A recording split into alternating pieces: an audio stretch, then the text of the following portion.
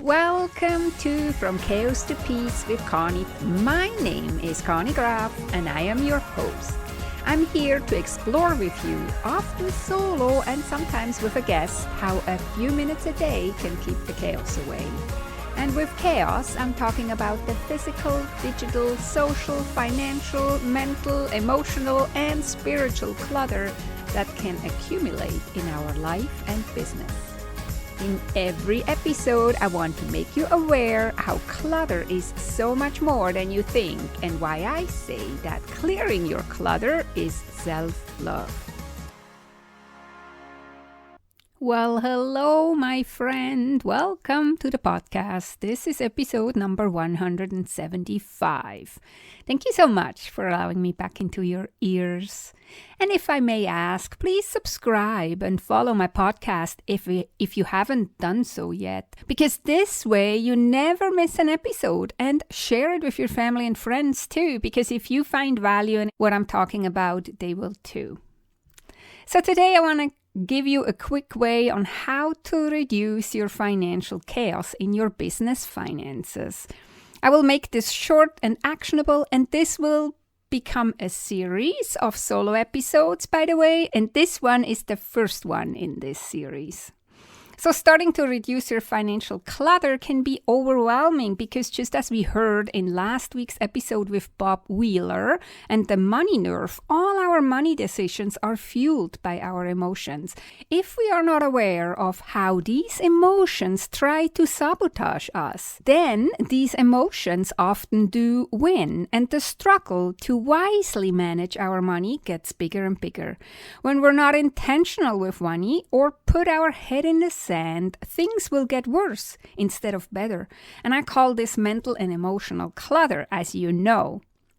And when we don't do anything about it, we are experiencing even more negative feelings like shame and fear, which in turn gets us to avoid finances even more, but the task is still hanging over our head. Do you know that feeling? I sure do. Just because I'm an accountant doesn't mean I don't do this sometimes. And then I smarten up, which I hope I can encourage you to do too. Because, on the other hand, if you're proactive and start facing and fixing the chaos heads on, that is, again, self-love and self-care, as I mention so often here on the podcast, because it's very unkind to yourself to ignore a brewing problem that then blows up into your face way bigger than it ever needed to be. If you have tasks around your finances that you have been dreading and avoiding, it's time to take care of it. Start small, in a few minutes a day or at least a few minutes a week. Doing so will give you peace of mind and also relief. Trust me, again, that is self-care and self-love. But more importantly, just like I said before, starting to deal with it will help any issue before it ends up costing you even more money, time, and sleepless nights.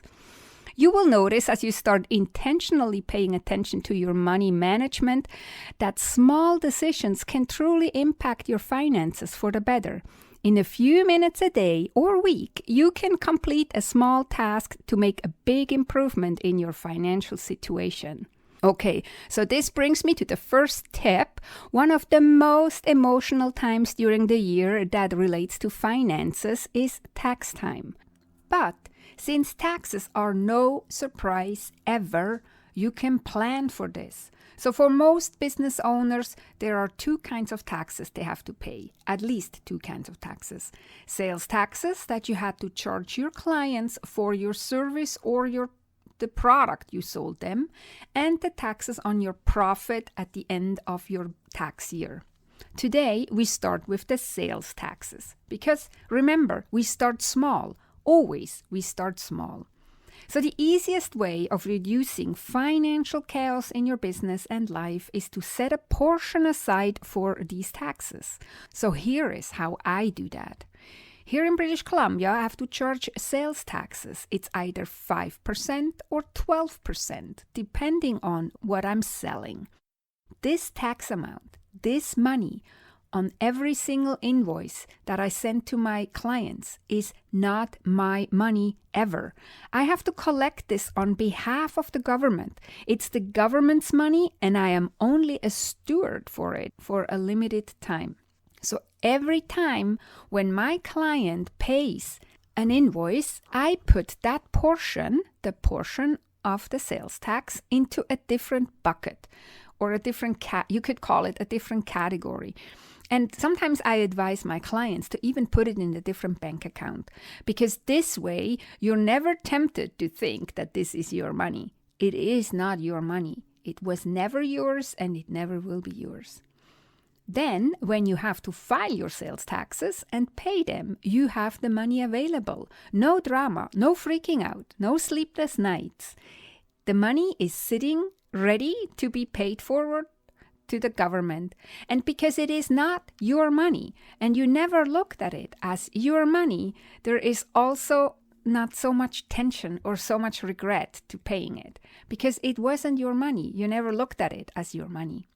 I know this tip isn't groundbreaking or mind-blowing, but what is mind-blowing to me is that so many people are not doing this, and then they freak out when the money they owe is collected.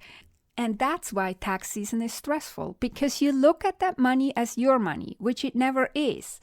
It's literally the government's money from the minute it enters your bank account. And just that you know, I don't like it either. As I said here on the podcast before, I don't like tax season, and I don't like to give my hard-earned money to the tax man. But if I never look at it as it is my money, then it's at least psychologically a bit easier to pay it to the government. Because if I never look at it as my money, then I'm not giving my money to the government. I'm just giving the money that belongs to the government, right? So never look at that part of the money as your money. Put it aside, maybe really into a separate bank account. I don't put it in a separate bank account, but I just don't look at that part as my money, which is a bit advanced and might not work for you, because you can't just see at one glance how much money you have, unless you're separating it out in your books and all that, what I do. But nobody asks you to do this crazy thing.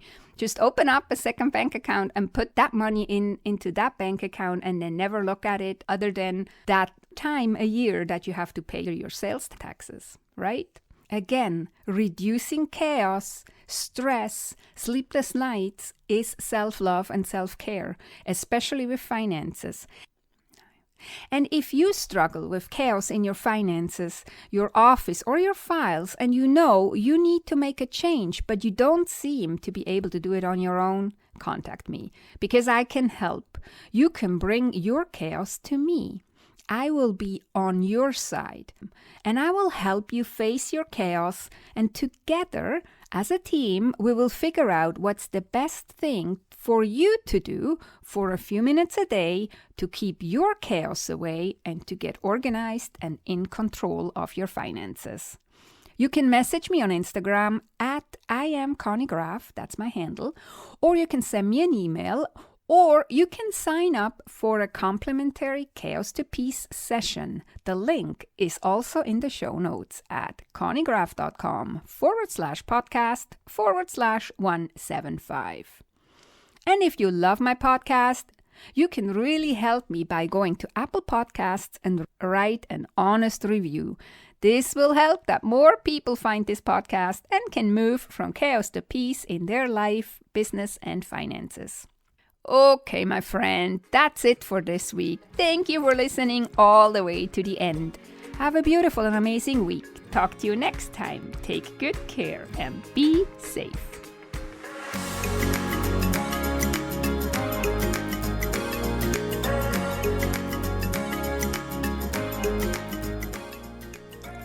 If you enjoyed this podcast episode and you want to go on a journey from chaos to peace in your home, office, and finances with me as your guide, opportunities to work with me one-on-one are available. Go to connygraf.com, CONNYGRAF.com, to schedule your own personal Clutter to Clarity chat. And we will see if working together is a great fit.